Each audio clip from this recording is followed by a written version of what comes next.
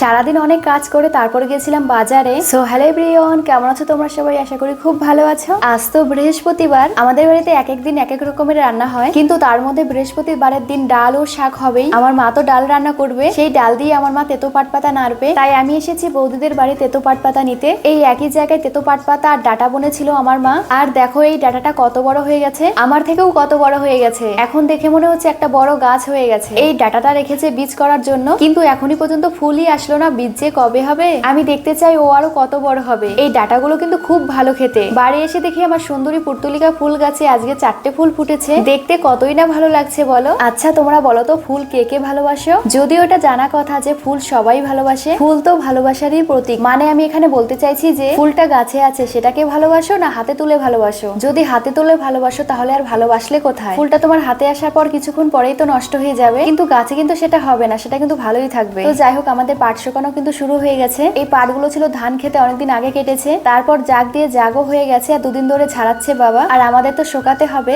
এই পাটগুলো গতকাল বিকালে আমার মা ছড়িয়েছিল, আর এখন আমি পাটের আগা টানছি। আমাকে দেখেছে পাটের আগা টানতে, তারপর আমার সোনামাও চলে এসেছে পাটের আগা টানতে। আমরা যাই কাজ করি না কেন সেটা ও করবে। আর দেখো টানতে পারছে না, কিভাবে টানছে দেখে তো হাসি পাচ্ছে।